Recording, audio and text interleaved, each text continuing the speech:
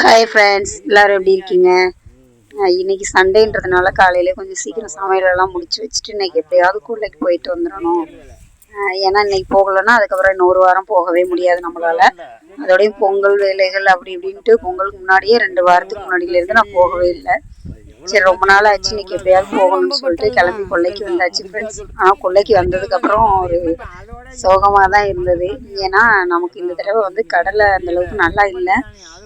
இந்த கொள்ளையாவது பரவாயில்ல, ஆனா அந்த பக்கம் களை வெட்டிட்டு இருக்காங்க. இன்னொரு கொள்ளை கடைசியா நம்ம போட்டது மழைனால ரொம்ப லேட்டா போட்டோம்னு நான் வீடியோ போட்டிருந்தேன். அந்த கொள்ளை வந்து நிறைய முளைக்கவே இல்லை. அதனால வந்து ரொம்ப கஷ்டமா இருந்தது. ஆனா இந்த கொள்ளை கொஞ்சம் பரவாயில்ல. சரி, அப்படியே பார்த்துட்டு அப்புறம் அப்பா வந்திருந்தாங்க. சரி, கொஞ்சம் மாயோன் கீரை பறித்து கொடுத்து விடுவோம், என் அம்மா கொஞ்சம் உடம்பு முடியாமல் இருக்காங்க. சரி, கீரை சமைச்சு சாப்பிடட்டும் அப்படின்றதுக்காக நம்ம வீட்டுக்கு கொஞ்சம் கருவேப்பிலை பிடிங்கிட்டு அந்த மாயோன் கீரை கொஞ்சம் அப்பாவுக்கு பறிச்சுட்டு அப்புறம் அப்படியே வர வழியில் பார்த்தா கோவாக்காயை விட நிறைய பழம் பழுத்திருந்தது. இதெல்லாம் பார்க்குறதே ரொம்ப அதிசயமா இருக்கு. அதை பார்த்தோன்னே என் வீட்டுக்காரர் என்ன பண்ணிட்டாருன்னா, சரி அதை பறிச்சு பாப்பாங்க என் கூட. அது என்னப்பா அப்படின்னு அதிசயமா கேட்டுட்டு இருந்தா. நிறைய சகப்பா இருந்தோனையும் அப்புறம் இவங்க அதை சாப்பிடலாம்ப்பா, நான் பறிச்சு தரேன் அப்படின்னு சொல்லிட்டு அப்புறம் அதை பறிச்சுட்டு இருந்தாங்க. சரி, அப்படியே வர வழியிலேயே அதையும் சரி. இது வந்து நம்மளோட கோழி கொட்டகை. கோழி எல்லாம் காணாமல் போனதுக்கப்புறம் வந்து இந்த பக்கமே போகிறதே இல்லை. அதனால அது பாலடைந்த மண்டபம் மாதிரி ஆகி போச்சு. அது மேலே தான் இந்த கோவக்காய் கொடி வந்து நிறைய படர்ந்து இருந்தது. அதில் நிறைய பழம் நிறைய இருந்திருக்கு.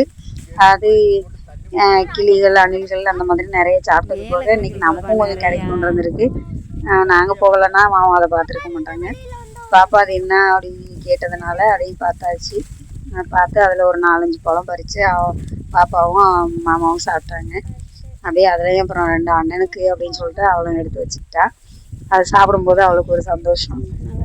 ஏன்னா இதெல்லாம் வந்து பிள்ளைங்களுக்கு இது அதிசயமாக இருக்குது. நம்ம வந்து முன்னாடிலாம் வந்து பார்த்தா நமக்கு தெரியும் நிறைய கிடைக்கும், அதனால கண்டுக்காமல் போயிடுவோம். அவளுக்கு அது சாப்பிட்டதுல ஒரு சந்தோஷம்.